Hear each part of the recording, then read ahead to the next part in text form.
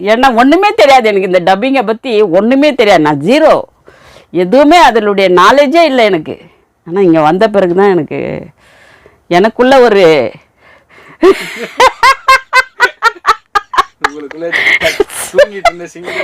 தட்டி எழுப்பிட்டாரு சார். அவங்க ஆடுனாதான் பார்ப்பாங்களா, என்ன பார்க்க மாட்டாங்களா? ஏன் கருப்பாயி சார் மறக்க முடியாது நிறைய காமெடியும் இருக்கு கிளாஸ்ல, நிறைய சிரிப்போம். நீங்க போகும் இடத்தின் வழியை கண்டு சொல்லும் நண்பன் நான், நான் தான் மேப், நான் தான் மேப், நான் தான் மேப். ஃபீஸ் எல்லாம் கூட ரொம்ப கராரெல்லாம் கேட்க மாட்டார், ரொம்ப ரெக்வெஸ்டாக அதான் அனுப்புங்க மேடம்னுவார். அதுவே எனக்கு ரொம்ப கஷ்டமாக இருக்கும். என் அண்ணனை பற்றி இவங்களுக்கு தான் தெரியாது, ஆனால் உங்களுக்குமா தெரியாது? ஊரில் புரட்டி புரட்டி விரட்டி விரட்டி அடித்து நாரா உரிச்சாருல்ல. வெளிநாட்டில் இருந்தெல்லாம் சார்கிட்ட ஸ்டூடெண்ட் நிறைய பேர் வராங்க. என்ன மாதிரி வீட்டில் இருக்கிறவங்க, நல்ல வயசானவங்க இதில் வரக்கூடாதுன்ட்டு இல்லை, அவங்களுக்கும் நிறைய திறமை இருக்குது. வயசானவங்க அவங்க வாழ்நாளில் சாதிக்க முடியாததை இந்த கடைசி காலத்தில் கூட இந்த ஃபீல்டில் நல்லா சாதிக்கலாம். நம்மளுடைய இந்த மாதிரி செய்கிறதால நமக்கு மன பாரம் குறையுது. நம்ம சைக்காட்ரிஸ்ட்லாம் போக வேணாம், இங்கேயே நம்ம சிரித்து பேசுறது, நம்ம நடிக்கிறது, ஆக்டிங் பண்ணுறது, இதில் நம்மளுடைய மைண்டு கான்சென்ட்ரேட் பண்ணுறதால நம்ம ரொம்ப ஜாலியாகவும் இருக்கலாம். விருப்பம் உள்ளவங்க நல்லா ஏர்ன் பண்ணலாம். என் லைஃபே சேஞ்ச் ஆன மாதிரி இருக்குது. ஒரு 3 மாதமாக என் முகத்தில் ஒரு பிரைட்டு.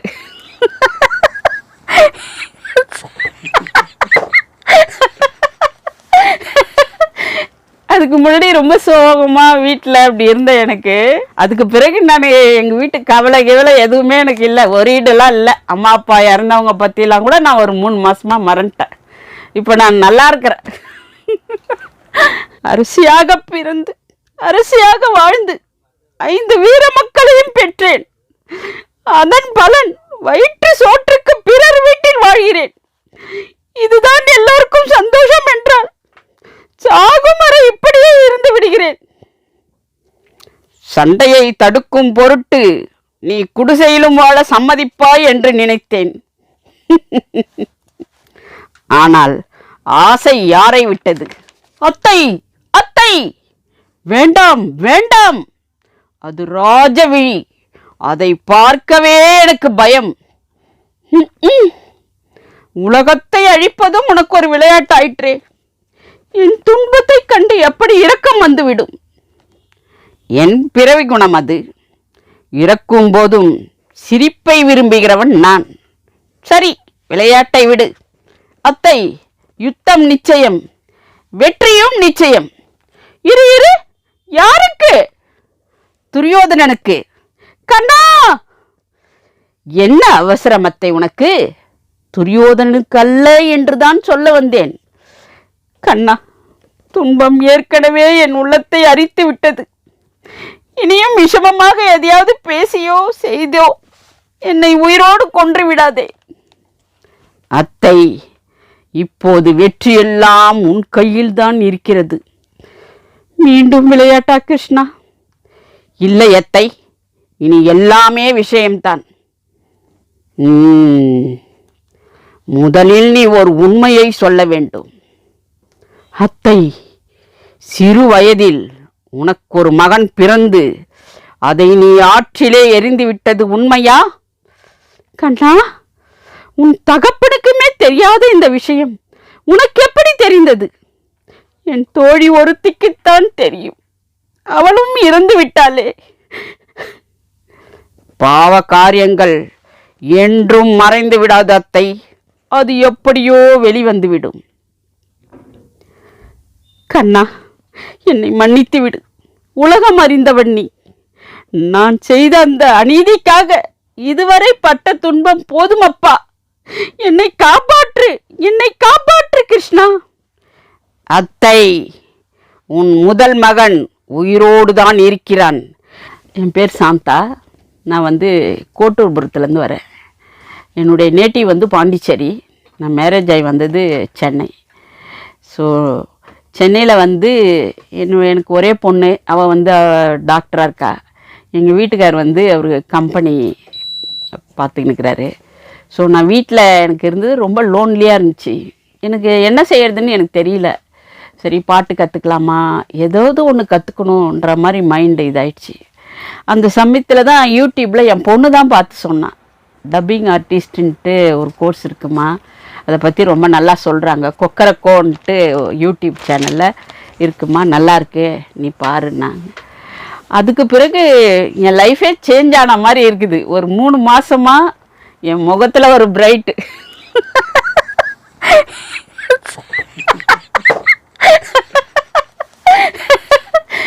அதுக்கு முன்னாடி ரொம்ப சோகமாக வீட்டில் அப்படி இருந்த எனக்கு டெய்லி சார் சொல்கிற மாதிரி ஃபஸ்ட்டு வந்து இறல வளர அந்த அந்த இதெல்லாம் கற்றுக்க சொன்னார். அந்த அந்த நாக்கு இதெல்லாம் அந்த உச்சரிப்பு, அப்புறம் 1 2 3 அதெல்லாம் கற்றுக்க சொன்னேன். அந்த மாதிரி அந்த இதெல்லாம் அனுப்பிச்சிருந்தார் அவர். அதெல்லாம் நான் ப்ராக்டிஸ் பண்ணேன். அப்புறம் கிளாசிக்கல் பண்ணுங்கன்னாரு. அப்போ தான் எனக்கு பழைய படம்லாம் பார்த்துட்டு, நம்ம அந்த காலத்தில் போயிருப்போம் அம்மா அப்பா கூட, அதையெல்லாம் இப்போ ரீவைண்ட் பண்ணி அதை ப்ராக்டிஸ் பண்ணி, எனக்கு அதெல்லாம் பார்க்கும்போது ரொம்ப ஒரு இதுவாக இருக்கும், எமோஷ்னலாக இருக்கும். இதெல்லாம் நம்ம பேசி நடிக்க மாட்டோமான்ட்டு இருக்கோம். ஸோ அதை வந்து அதுக்கு இப்போ இது ஒரு சான்ஸ் கிடைச்ச மாதிரி ஆயிடுச்சு. அப்போ இதெல்லாம் பேசி அப்பப்போ சார்கிட்ட டெய்லி பேசி காமிப்பேன் ஃபஸ்ட்லேருந்து. சாரும் வந்து ரொம்ப நல்லா இருந்தால் நல்லா அப்ரிஷியேட் பண்ணுவார், ரொம்ப எல்லாரையும் கிளாப் பண்ண சொல்லுவார். அது வந்து எனக்கு ரொம்ப, அதாவது யாருமே இல்லாத ஒருத்தவங்களுக்கு திடீர்னு எல்லோரும் கிளாப்ஸ் பண்ணுறது, அப்ரிஷியேட் பண்ணுறது, அது வந்து என்னை ரொம்ப இம்ப்ரூவ் பண்ணிச்சு. அது வந்து என் ஃபேஸில் கூட. அதுக்கு பிறகு நான் எங்கள் வீட்டுக்கு கவலை எதுவுமே எனக்கு இல்லை, ஒரீடெல்லாம் இல்லை. அம்மா அப்பா இறந்தவங்க பற்றிலாம் கூட நான் ஒரு 3 மாதமாக மறந்துட்டேன். இப்போ நான் நல்லா இருக்கிறேன். ஏய், என்னது இது? மிளகாய் உருண்டை. அண்ணனுக்கு காரம்னா ரொம்ப பிடிக்கும். காரமெல்லாம் வெக்கம், மானம், சூடு, சொரணை உள்ளவங்களுக்கு தான். உங்கள் அண்ணனுக்கு எதுக்கு? அப்போ எங்கள் அண்ணனுக்கு சூடு சொரணை இல்லைங்கிறீங்களா? ஒன்று பண்ணு, உங்கள் அண்ணனுக்கு காயை அவிச்சு போட வேணாம், ஆடு மாடுகளுக்கு போடுற மாதிரி காயை வெட்டி வெட்டி வெட்டி போடு. அறிவு இருக்கா? ஏன் பாத்திரத்தெல்லாம் கீழே தள்ளி விடுற? என்ன என்ன என்ன சத்தம்? என் அண்ணனுக்கு சூடு சொரணை இல்லைன்னு சொல்கிறாங்க, சொல்லி வைங்க. இப்போவும் அதான் சொல்கிறேன், இவங்க அண்ணன் வரட்டும், உங்கள் முன்னாடியே அவரை வாடா போடான்னு சொல்கிறேன். அவர் கோபப்பட்டு அடிக்க வந்தார்னா ஓகே, டபுள் ஓகே. ஆனால் அவர் பயந்து போய் பேயறிஞ்ச மாதிரி நின்னாருன்னா அவருக்கு வெக்கம், மானம், சூடு சொரணை எதுவுமே இல்லைன்னு அர்த்தம். நீ தோத்துட்டேன்னு அர்த்தம், நான் ஜெயிச்சுட்டு தான் அர்த்தம். பெட்டு 100 ரூபாய். 100ன்னா 100, 500. 500 ரூபாய் ஜாஸ்திமா. என் அண்ணனை பற்றி இவங்களுக்கு தான் தெரியாது, ஆனால் உங்களுக்குமா தெரியாது? ஊரில் புரட்டி புரட்டி விரட்டி விரட்டி அடிச்சு நாரா உரிச்சாருல்ல, மறந்துட்டீங்களா? எங்கள் அண்ணனை பற்றி உங்களுக்குமா தெரியல? சுபா, கொஞ்சம் யோசிச்சுக்கம்மா. பெட்டு பெட்டு தான் மவளை, சட்னி சட்னி தான். டேய், என்னடா பாக்குற? டேய், லுக்க எங்க அங்க விடுற, லுக்க இங்க விடு. மவளை, யாரடி சீண்ட பாக்குற? டாப்பட்ட பேசுற? ஏய், டேய், அத்தா வந்திருக்கேன்டா. அத்தா. அத்தாவா? நேத்து வந்து ஆத்தா இன்னும் இறங்கல போல இருக்கே.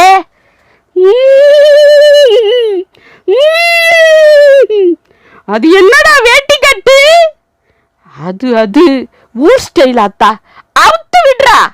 டேய் வாடா, டேய் போடா, டேய் வாடா, டேய் போடா, டேய் நில்லடா. அத்தா மனசுல அத இதன்னு நினைக்க வச்சு நாளைக்கு என்ன ஏமாத்துன?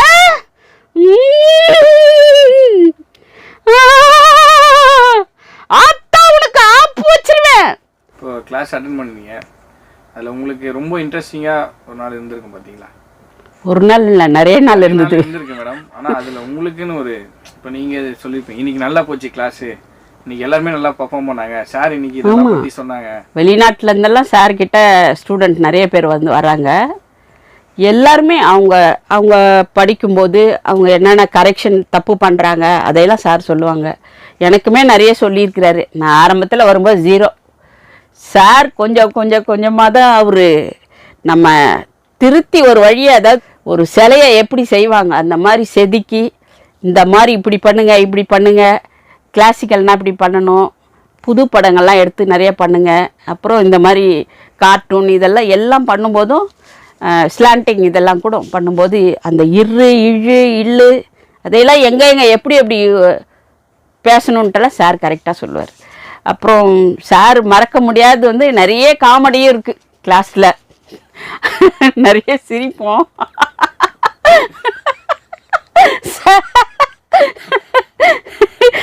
சார் நிறைய காமெடியெல்லாம் இருக்குது. அது சிரிச்சிங்க இல்லையா, அதுக்கு என்ன காரணம்? ஒரு எக்ஸாம்பிளோட சொல்லுங்கன்னா நல்லா இருக்கும். என்ன அதுதான் சார் வந்து நான் வந்து இப்போ உங்களுக்கு நிறைய சொல்லியிருப்பாங்க. இப்போ கிளாஸை தாண்டி நிறைய விஷயம் அவர் உங்ககிட்ட பேசியிருப்பாரு எல்லாருக்கிட்டையும். அதை பற்றி ஏதாச்சும் சொல்லுங்க. சார் வந்து ஒரு மனிதாபிமானம் உள்ளவர். எப்படின்னா நமக்கு எப்படி ஹவுஸ் ஒய்ஃபு வீட்டில் எப்படி இருக்கும், அவங்க சுச்சுவேஷன் எப்படி இருக்கும், வீட்டில் அவங்களுக்கு எப்படி வேலையெல்லாம் எப்படி ஃப்ரீ கிடைக்கும், அதையெல்லாம் பார்த்துக்கின்னு தான் அவர் அதுக்கேற்ற மாதிரி நாங்கள் லீவ் சொல்கிறோன்னா உடனே அக்செப்ட் பண்ணிடுவார். சரி ஓகே மேம்ன்றாரு. இந்த மாதிரி கெஸ்ட்டு வந்துக்கிறாங்க சார், வேலை இருக்குது சார் அப்படிலான்னா அவர் அதுக்கேற்ற மாதிரி டைமெல்லாம் நமக்கு மாற்றி செட் பண்ணி தருவார். அப்புறம் வந்து இந்த ஃபீஸ் எல்லாம் கூட ரொம்ப கராராலாம் கேட்க மாட்டார். ரொம்ப ரெக்வெஸ்ட்டாக அதான் அனுப்புங்க மேடம்னுவார். அதுவே எனக்கு ரொம்ப கஷ்டமாக இருக்கும். எனக்கே நீ பெயின் இருக்குது. நீ பெயின் இருந்தால் கூட உடனே நான் போயிட்டு என்கிட்ட ஜிபே இல்லைன்னா கூட நான் உடனே எங்கேயாவது போயிட்டு சாருக்கு முதல்ல அனுப்பிச்சிடுவேன். எனக்கு அது ரொம்ப ஒரு கஷ்டமாக இருக்கும். அது சார் பேசுறது. அது இல்லாமல் சார் நிறைய பேசுவார். அதெல்லாம் வந்து எப்படி சொல்கிறதுன்னு தெரியல. நிறைய இதுதான் நம்மளை ஒரு களிமண்ணாக வர்றவங்கள நல்லா மெழுகு அது சிலையாக அழகாக செதுக்கி அவருடைய ஒரு சிலையாக வந்து நம்மளை வடிச்சு உட்கார வைப்பார். அவ்வளோதான். ஏன்னா ஒன்றுமே தெரியாது எனக்கு, இந்த டப்பிங்கை பற்றி ஒன்றுமே தெரியாது. நான் 0, எதுவுமே அதனுடைய நாலேஜே இல்லை எனக்கு. ஆனால் இங்கே வந்த பிறகு தான் எனக்குள்ள ஒரு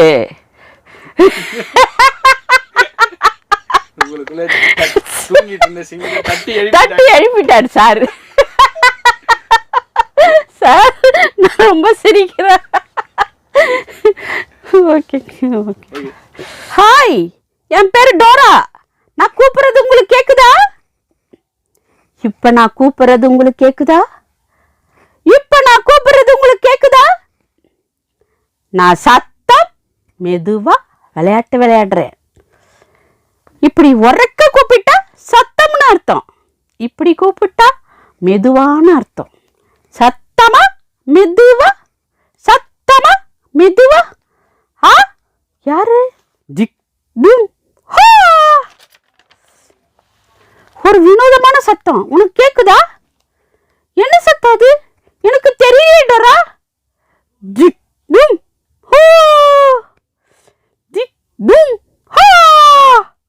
ஒருவேளை இடியா இருக்குமோ? ஒருவேளை பயங்கர மிருகமா இருக்குமோ? அது என்ன சத்தம் என்று கண்டுபிடிக்கலாம். ஆனா அந்த சத்தம் எங்கிருந்து வருதுன்னு நமக்கு தெரியலையே. பொதுவா நமக்கு வழி தெரியலனா நம்ம யார்கிட்ட உதவி கேட்போம்? மேப்பை கூப்பிடலாம். மேப்பை கூப்பிட்டாதான் நமக்கு வழி கிடைக்கும். மேப் இந்த சத்தம் எங்கிருந்துன்னு வருதுன்னு நம்ம கிட்ட சொல்லிடும். கரெக்ட். எனக்கு இந்த சத்தம் எங்கிருந்து வருது என்று மேப்பை கூப்பிட்டு கேட்கணும். அதற்கு உங்களுடைய உதவி தேவை. நீங்களும் மேப்பை கூப்பிடுறீங்களா? அதுக்கு நீங்க எல்லாரும் மேப்னு சொல்லுங்க. நீங்க போகும் இடத்தின் வழியை கண்டு சொல்லும் நண்பன் நான் தான் மேப். நண்பருக்கு கை நீட்டி வழியை காட்டும் வழிகாட்டி நான் தான் மேப். டோராவும் புஜ்ஜும் அந்த வினோதமான சத்தம் எந்த பகுதியிலிருந்து வருகிறது என்பதை கண்டுபிடிக்க நினைக்கிறார்கள். அந்த வினோதமான சத்தம் மஞ்சள் பள்ளத்தாக்கிலிருந்து தான் வருகிறது. திக் பூம் ஹா, திக் பூம் ஹா. கடைசியா தெரிகிற மஞ்சள் பள்ளத்தாக்கு அடையும் முன் நீங்க சலசலக்கிற ஆற்றை கடந்து போகணும்.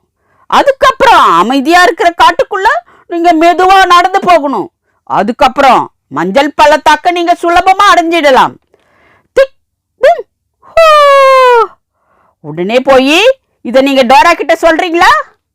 ஆறு காடு மஞ்சள் பள்ளத்தாக்கு. என் கூட சொல்லுங்க. ஆறு காடு மஞ்சள் பள்ளத்தாக்கு. ஆறு காடு மஞ்சள் பள்ளத்தாக்கு. ஆறு காடு மஞ்சள் பள்ளத்தாக்கு. அடுத்து வருவாங்க. ஆமா, அவங்களுக்காக நீங்க என்ன சொல்றீங்க? அதாவது என்ன மாதிரி வீட்டில் இருக்கிறவங்க, நல்ல வயசானவங்க இதில் வரக்கூடாதுன்ட்டு இல்லை. அவங்களுக்கும் நிறைய திறமை இருக்குது. வயசானவங்க அவங்க வாழ்நாளில் சாதிக்க முடியாததை இந்த கடைசி காலத்தில் கூட இதில் இந்த ஃபீல்டில் வந்து நல்லா சாதிக்கலாம். நம்மளுடைய இது மாதிரி செய்கிறதால நமக்கு மன பாரம் குறையுது. நம்ம சைக்காட்ரிஸ்ட்லாம் போக வேணாம். இங்கேயே நம்ம சிரித்து பேசுறது, நம்ம நடிக்கிறது, ஆக்டிங் பண்ணுறது, இதில் நம்மளுடைய மைண்டு கான்சென்ட்ரேட் பண்ணுறதால நம்ம ரொம்ப ஜாலியாகவும் இருக்கலாம். அதே சமயத்தில் விருப்பம் உள்ளவங்க நல்லா ஏர்ன் பண்ணலாம் இந்த ஃபீல்டில். என்னம்மா ஜில் ரமாமணி, எங்கே கிளம்பிட்ட? என்ன தெரியாத மாதிரி கேட்குறீங்க? அங்கன மண்டபத்தில் பெருவாரியான சனம் காத்துக்கிட்டு இருக்குமே, அவங்க முன்னாடி சதுராட போகிறேன். ஐயா, நீ ஆடின வரையில போதும். இந்த வருஷம் மண்டபத்தில் உன் ஆட்டம் இல்லம்மா இல்லை. ஏன்?